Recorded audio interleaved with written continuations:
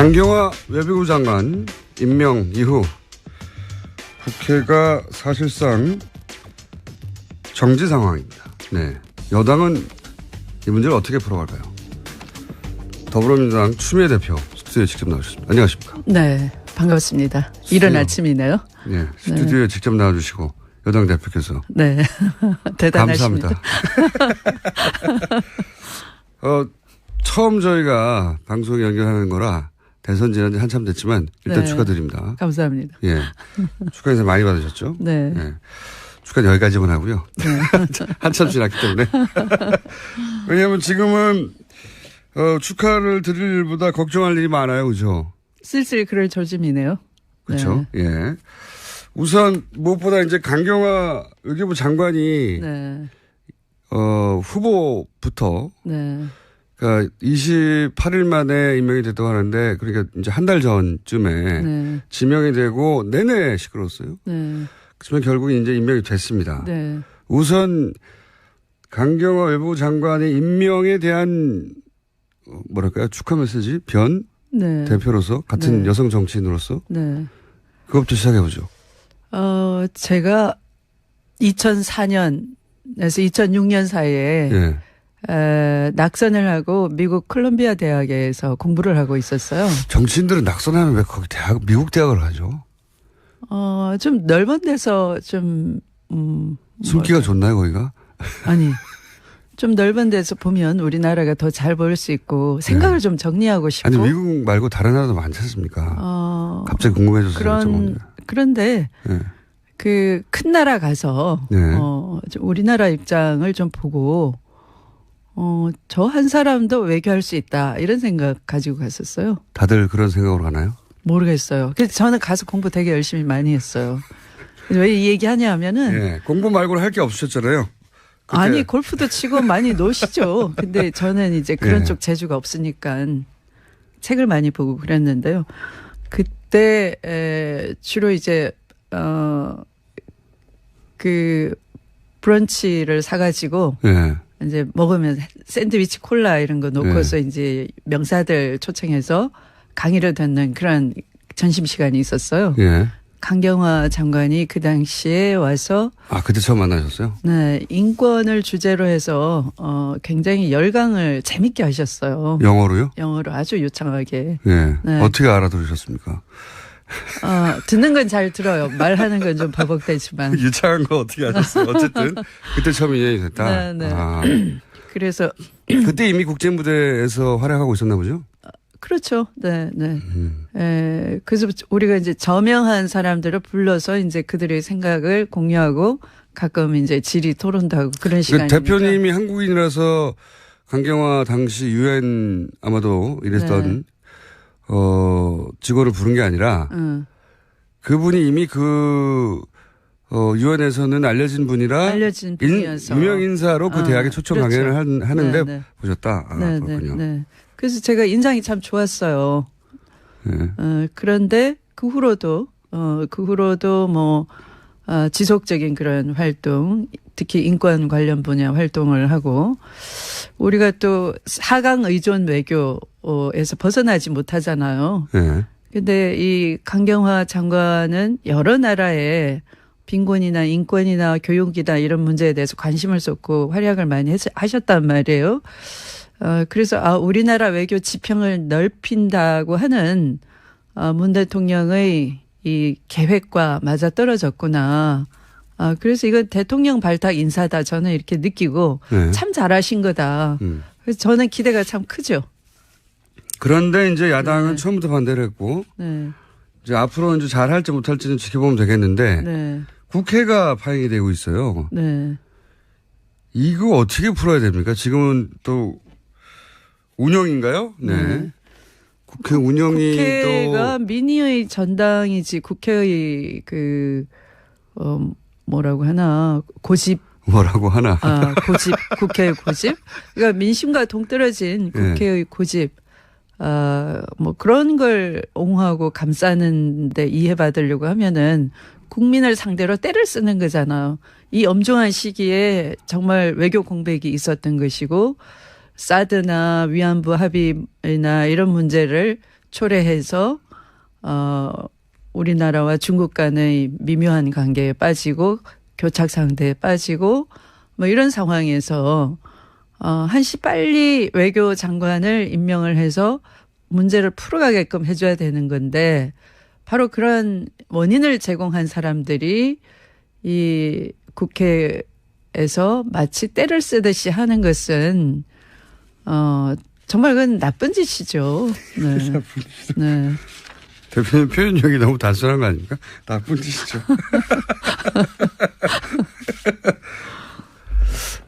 그 강경화 후보 임명에 대한 여론 지지가 상대적으로 높고, 네. 네. 그리고 임명 후에도 여론이 나쁘지 않은 것은 여당에는 반가운 소식이긴 하겠는데, 네.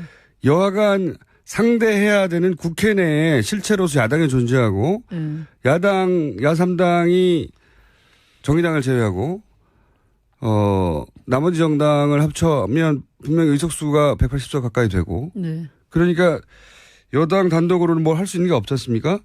그러니까 이 문제는 풀긴 풀어야 되는데 저쪽이 때를 쓴다고만 주장해가지고는 문제가 안 풀리잖아요. 어떻게 풀어야 됩니까? 여당이 이제는 국정 운영 책임을 져야 되니까 풀어야 되는데.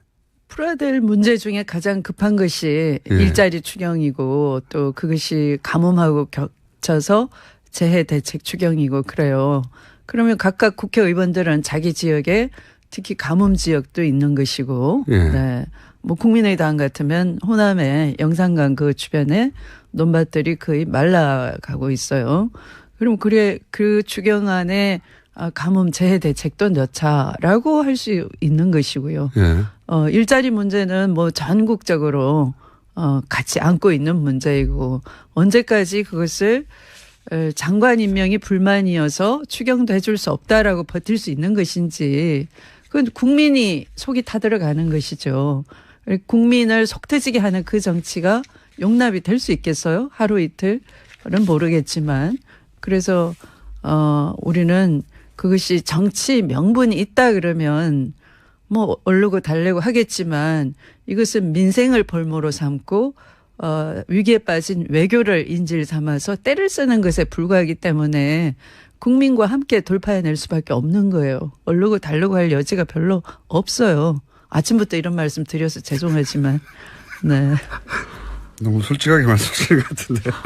그러니까 수단이 별로 없기 때문에 결국은 야당이 때를 쓰는 거라고 국민들이 인식하게 되고 그리고 여론이 나빠지고 또 뭐 국회의원들이다 보니까 각자 지역구에서 그런 불만들을 듣다 보면 결국은 돌파구가 생길 것이다. 추경은 할 수밖에 없다는 걸 다들 그럼 추경 알고 있으면서 각자는 이래요. 추경 급한 거 알고 있고 해야 된다는 거 알고 있는데 기분이 좀 나쁘다. 그런 식이에요. 기분 악상의 문제. 기분 악상의 문제. 기분일 수는 있지만 기분으로 끝나는 게 아니고 실제 뭐 돌아가는 게 없지 않습니까? 운영위원 장직을 지금 자유한국당에서 가지고 있기 때문에 자유한국당에서 조국 민정수석 나오라고 하면 나와야 되는 거 아닙니까 지금 상황이? 조국 민정수석 나와야 되나요 그리고? 뭐 나온다 한들 별게 있습니까 사실은. 나오는 자체를 야당은 하나의 승리로 여기는 수 있거든요. 그러니까 인사 문제에 대한 책임을 지고 조국 민정수석이 나와서 국회에 야당 의원들의 공세를 받고 사과하고 고개를 숙이는 모습을 보여주고 싶겠죠. 그럼 나와야 되나요? 실제 인사 문제에서 조국 민정수석이 검증의 책임을 가지고 있으니까 완전히 무책임한 것도 아니잖아요. 책임이 없는 것도 아니지 않습니까? 나옵니까? 안 나옵니까? 나와야 되나요? 안 나와야 되나요? 제가 만약에 이제 청문회에서 청문회까지 가서 그 흠결이 엄청 크다. 그래서 도저히 임명할 지경이 못 된다. 국민 여론도 그러하다. 그렇다면은 민정수석도 검증의 잘못으로 책임이 있다라고 거기까지 가겠지만 그런데 낙마가 아니고 하마거든요. 후보자 스스로 안경환 법무부 장관 후보 경우에는 안경환 법무부 장관 후보자는 스스로 내려오신 거거든요. 제가 볼 때는 보호해야 될 그러니까 본인의 공직 취임에 앞서서 제기된 문제들이 그냥 단순히 본인의 문제로 끝나는 것이 아니고 그것이 본인 관계로 인해서 인연을 맺었던 다른 사람과의 관계, 비단 자녀 문제뿐만 아니라 다른 45년 사생활을 영위하고 있는 멀쩡한 분들까지도 과거를 들추어내서 너무 불필요한 그런 까십거리를 제공하고 그 사람들을 불편하게 하고 인격상의 그 어떤 문제를 야기하겠다라고 하는 판단을 저는 하신 거라고 봐요. 그것은 어떤 도덕성의 문제와 다른 영역, 내가 보호해야 될 이 순간에 왔던 것이고, 그거보다는 내가 어떤 선택의 문제 같아요.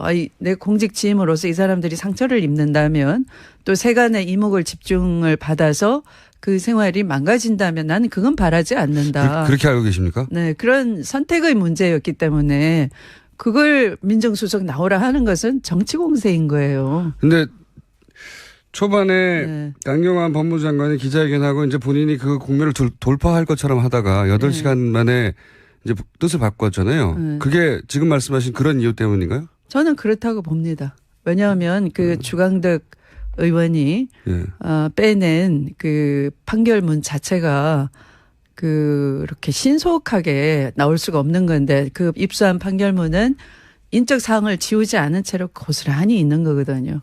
그렇게 나왔죠. 지금 일단.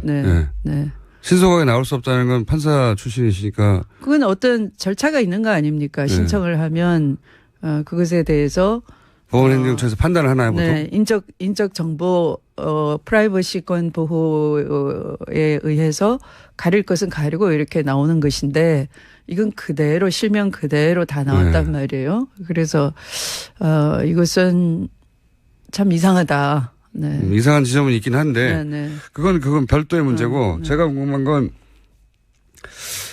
청문회까지 가서 그 국면을 돌파할 의지를 비친 걸로 처음에는 보였는데 안경환 내정자가 근데 불과 8시간 정도 만에 이제 본인 스스로 이제 하마했다고 표현하셨는데 그 사이에 무슨 일이 있었는지 다들 궁금해하거든요. 그 대표님이 아시기에는 지금 말씀하신 이유 때문이다. 저는 청문회 끝까지 지켜보고 싶었어요. 왜냐하면 이분도 오랫동안 법학자로서 논리적으로 사고하고 행동을 해 오셨기 때문에, 또 뭐 그동안 본인이 인권위원장도 하시고 이 공직 봉사 활동을 하셨기 때문에 자기 스스로 자기 검열은 있기 때문에 뭐 청문회에 통과할 자신 있다 이렇게 하셨으리라고 생각이 돼요. 그런데 예기치 않게 이제 이것이 어떤 사생활의 영역까지 깊이 들어가니까 내가 이런 것을 보호를 하지 못한 채로 공직 취임을 해야 되나 하는 그런 고민 그런 판단이 있지 않나 짐작이 됩니다. 청와대에서 혹시 연락이 가거나 하지는 않았을까요? 이 정도면 여론이 좋지 않으니까 그건 잘 모르시고. 혹은 당내에서 잘 모르겠고요. 이제 일단 이제 언론에 그 집중 조명을 받고 또 그게 나쁘게 나니까 일부 이제 의원들이 이렇게 초반부터 인사로 인해서 구설이 많은 것은 문제가 있지 않느냐 하는 사견을 피력하는 의원들은 있었지만 여당 내에서도. 네. 그러나 저는 이건 청문회까지 지켜보면 되는 것이고, 또 그런 자기 검열을 할 줄 아는 능력이 되는 분이어서 어느 정도 수위에 가면 뭐 당신이 이 정도면 되겠다 안 되겠다 그런 판단할 시점이 있지 않을까. 뭐 결코 어려운 문제는 아니다 이렇게 본 거죠. 그 개인의 문제로 본 거죠. 그걸 뭘 민정수석의 검증의 문제 이렇게 2차 전선으로 이어가는 건 대단히 잘못됐다 생각합니다. 상임위 소집 권한이 원래 상임위원장에 있고 지금은 자유한국당에 상임위원장이 있기 때문에 그 자리가 상임위를 열어서 국회에서 나오라고 해도 나갈 필요가 없다고 생각하시는 거죠? 현재 상태로는 그래요. 그냥 정치 공세에 불과하기 때문에. 어차피 지금 정권 출범한 지 예를 들어 뭐 그게 뭐 부정부패와 연루됐다. 우병우 정도로 그런 최순실이라는 존재를 몰랐다고 하면서 사실 최순실이 저지른 전행은 국정 전반에 걸친 것이다. 뭐 이런 정도 같으면 당연히 나와야 되는 것인데 안 나왔잖아요. 그들은. 안 나왔죠. 네. 근데 이것은 그 후보자의 40년 전의 사생활에 관한 영역이고 또 어떤 피치 못할 그 사정으로 볼 여지가 있다라는 여운도 남겼는데 그건 어떤 이해관계자가 있기 때문에 말을 그렇게 막 할 수가 없는 당당하게 못한다가 아니라 다른 보호해야 될 가치, 법익 이런 걸 생각할 줄 아는 그분 나름의 어떤 법익에 대한 비교 형량 이런 게 있었을 거라고 봐요. 그래서 그걸 존중하는 차원이고 그것이 도덕적 결함인지 아닌지 따지겠다면 청문회에서 예를 들어 비공개로 이런 사정이 있었습니다 할 수가 있겠죠. 그런 프로세스까지 갔었어도 저는 좋다라고 생각을 한 거죠. 그래서 네. 상임위원장이 상임위를 소집해서 거기서 조국 민정수석을 서로 부른다 하더라도 나갈 필요가 없다는 게 네. 대표님 이 사안 가지고는 이 사안 하나 가지고 네. 지금 정부 출마한 지 한 달 됐는데 그 인사 관련한 요사안 하나 가지고 민정수석을 나와서 뭐라고 질타할 일이 아니다. 응할 필요도 없다. 근데 운영위원장 가지고 공방하잖아요. 이건 어떻게 된 겁니까? 운영위원장은 원래 여당이 하는 거긴 하지만 임기가 2년이기 때문에 그 임기를 존중해야 되는 거 아닌가요? 그렇게 논리를 갖다 댈 수도 있던 거지만 사실 국회 운영위원장은 집권당에서 쭉 맡아왔던 관례가 있는 것이고 또 그렇게 국회 운영을 해왔어요. 여태까지는? 네. 그렇지 않았던 적이 없었습니까? 네. 그래서 지금 민주당은 지금 자유한국당에서 운영위원장이 또 여당인 시절에 운영위원장이었기 때문에 상임위를 막 소집하려고 하는데 운영위원장부터 내놔라 이렇게 대치하고 있는 거죠. 네. 이렇게 계속 대치만 하면 언제 풉니까? 풀릴 때가 또 있어요. 또 물밑에서 서로 대화하고 하니까요. 하고 있습니까? 네. 물밑에서 만나면 뭐라고 해요? 이럴 때? 개인적으로 만나면 뭐 밥도 사달라, 여당이면 밥도 사주고 그래야 되는 거 아니냐. 밥 한 끼 먹으면 해결될 것 같은데 사실은 또 밥 먹으면서 하는 얘기는 나도 자유스럽지가 않다. 우리 당 의원들 분위기 봐야 된다. 또 그러고 그래요. 근데 어느 정도 가면 이제 민심이 못 참겠다. 이럴 때는 민심의 바다 위에 떠 있는 정치 집단으로서는 민심을 보고 가지 않으면 스스로 가라앉는 거죠. 그래요? 네. 가라앉는다는 위기감을 선거 때는 느끼겠지만 아직 3년이 남았는데 느끼나요? 못 느끼면 그 당 문 닫아야죠. 뭐. 네. 이 이야기는 어떻습니까? 안경환 법무부 장관 후보 낙마 하마라고 표현하셨는데 관련해서 청와대에서 이게 조직적으로 이런 문제를 일으키는 세력이 있는 것 같다. 검찰 개혁이나 개혁을 저지하는 이게 청와대가 어떤 근거에서 이런 얘기를 하는지 아십니까 혹시?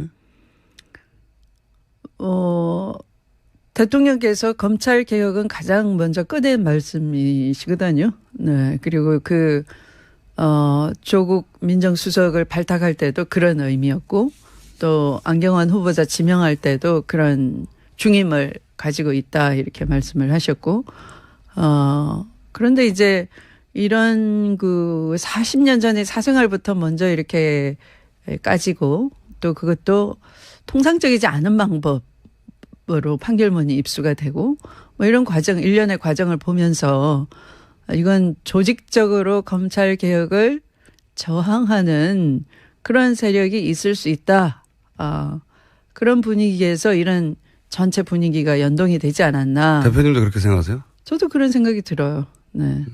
외교할 수 있다. 이런 생각 가지고 갔었어요. 다들 그런 생각으로 가나요? 모르겠어요. 그래서 저는 가서 공부 되게 열심히 많이 했어요. 왜 이 얘기 하냐 하면은. 공부 말고는 할 게 없으셨잖아요. 그때. 아니, 골프도 치고 많이 노시죠. 근데 저는 이제 그런 쪽 재주가 없으니까 책을 많이 보고 그랬는데요.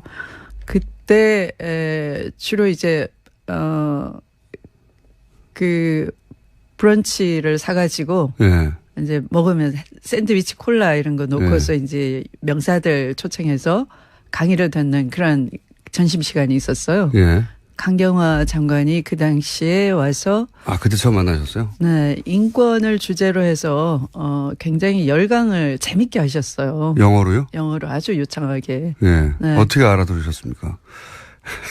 듣는 건 잘 들어요. 말하는 건 좀 버벅대지만. 유창한 거 어떻게 아셨어요? 어쨌든 그때 처음 인연이 됐다. 네. 그래서 그때 이미 국제무대에서 활약하고 있었나 보죠? 그렇죠. 네, 네. 그래서 우리가 이제 저명한 사람들을 불러서 이제 그들의 생각을 공유하고 가끔 이제 질의 토론도 하고 그런 시간이니까. 대표님이 한국인이라서 강경화 당시 유엔 아마도 이랬던 네.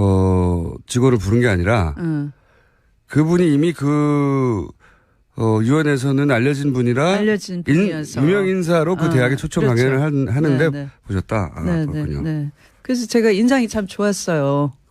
네. 그런데 그 후로도 뭐 지속적인 그런 활동, 특히 인권 관련 분야 활동을 하고 우리가 또 4강 의존 외교에서 벗어나지 못하잖아요. 네. 근데 이 강경화 장관은 여러 나라의 빈곤이나 인권이나 교육이나 이런 문제에 대해서 관심을 쏟고 활약을 많이 하셨단 말이에요. 그래서 돌파구가 생길 것이다. 추경은 할 수밖에 없다는 걸 다들 그럼 추경 알고 있으면서 네. 각자는 이래요. 추경 급한 거 알고 있고 해야 된다는 거 알고 있는데 기분이 좀 나쁘다. 그런 식이에요. 기분 악상의 문제. 기분 악상의 문제. 네, 네. 기분일 수는 있지만 네. 기분으로 끝나는 게 아니고 실제 뭐 돌아가는 게 없지 않습니까? 운영위원 장직을 지금 자유한국당에서 가지고 있기 때문에 네. 자유한국당에서 조국 민정수석 나오라고 하면 나와야 되는 거 아닙니까 지금 상황이? 조국 민정수석 나와야 되나요? 그리고? 뭐 나온다 한들 별게 있습니까 사실은. 나오는 자체를 네. 야당은 하나의 승리로 여기는 수 있거든요. 그러니까 인사 문제에 대한 책임을 지고 네. 조국 민정수석이 나와서 네. 국회에 야당 의원들의 공세를 받고 네. 사과하고 고개를 숙이는 모습을 보여주고 싶겠죠. 그럼 나와야 되나요?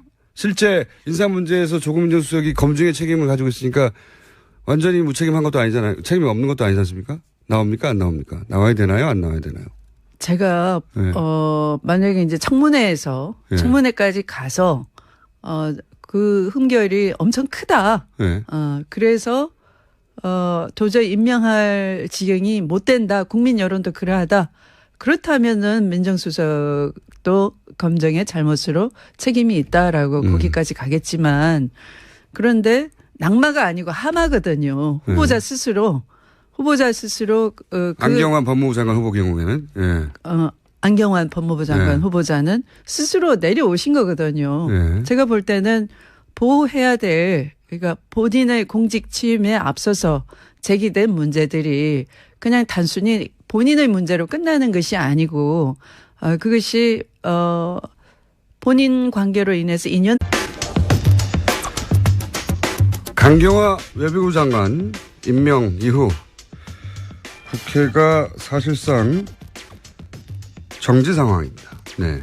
여당은 이 문제를 어떻게 풀어갈까요? 더불어민주당 추미애 대표 스튜디오에 직접 나오셨습니다. 안녕하십니까? 네, 반갑습니다. 이른 아침이네요. 네, 스튜디오에 직접 나와주시고 여당 대표께서 네, 대단하십니다. 감사합니다. 처음 저희가 방송 연결하는 거라 대선 지난 지 한참 됐지만 일단 네. 축하드립니다. 감사합니다. 예, 축하 인사 많이 받으셨죠? 네. 예. 축하는 여기까지만 하고요. 네. 한참 지났기 때문에. 왜냐하면 지금은 축하를 드릴 일보다 걱정할 일이 많아요. 그죠? 쓸쓸히 그럴 조짐이네요. 그렇죠. 네. 예. 우선 무엇보다 이제 강경화 외교부 장관이 네. 후보부터 네. 그러니까 28일 만에 임명이 됐다고 하는데 그러니까 이제 한 달 전쯤에 네. 지명이 되고 내내 시끄러웠어요. 네. 그렇지만 결국 이제 임명이 됐습니다. 네.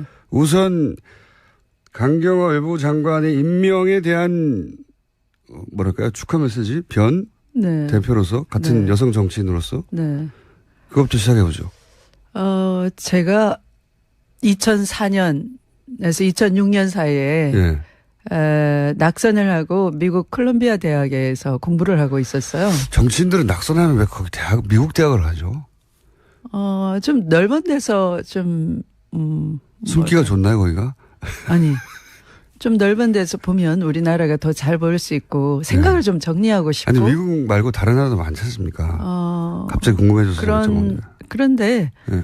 그 큰 나라 가서 네. 우리나라 입장을 좀 보고 저 한 사람도 상이 정의당을 제외하고 나머지 정당을 합쳐면 분명히 의석수가 180석 가까이 되고 네. 그러니까 여당 단독으로는 뭘 할 수 있는 게 없지 않습니까? 그러니까 이 문제는 풀긴 풀어야 되는데 저쪽이 때를 쓴다고만 주장해가지고는 문제가 안 풀리잖아요. 어떻게 풀어야 됩니까? 여당이 이제는 국정 운영 책임을 져야 되니까 풀어야 되는데. 풀어야 될 문제 중에 가장 급한 것이 일자리 추경이고 또 그것이 가뭄하고 겹쳐서 재해 대책 추경이고 그래요. 그러면 각각 국회의원들은 자기 지역에 특히 가뭄 지역도 있는 것이고 네. 뭐 국민의당 같으면 호남의 영산강 그 주변에 논밭들이 거의 말라가고 있어요.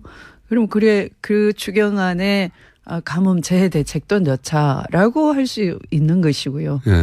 일자리 문제는 뭐 전국적으로 같이 안고 있는 문제이고 언제까지 그것을 장관 임명이 불만이어서 추경도 해줄 수 없다라고 버틸 수 있는 것인지 그건 국민이 속이 타들어가는 것이죠.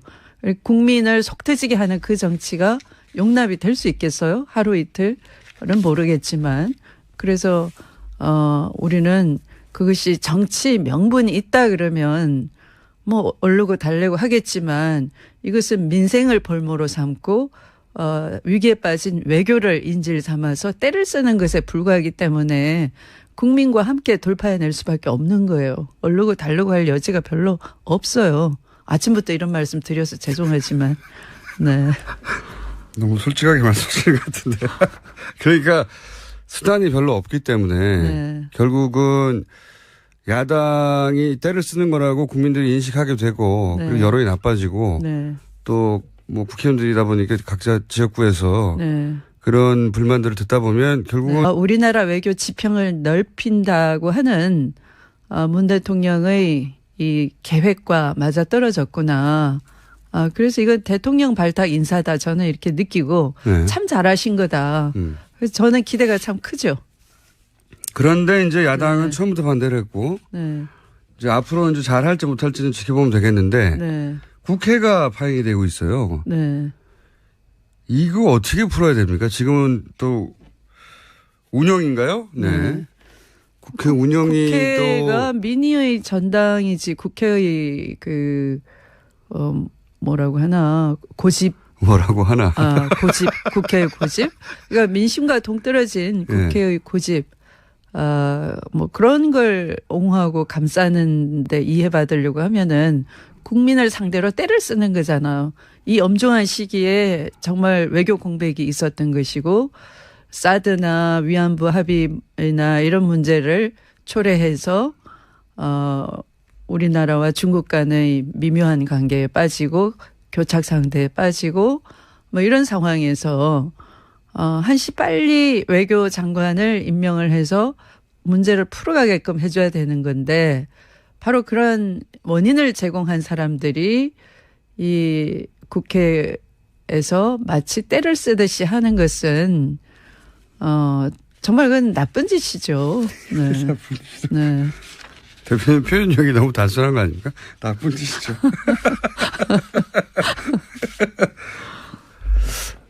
그 강경화 후보 임명에 대한 여론 지지가 상대적으로 높고 그리고 임명 후에도 여론이 나쁘지 않은 것은 여당에는 반가운 소식이긴 하겠는데 여하간 상대해야 되는 국회 내에 실체로서 야당이 존재하고 야당, 야3당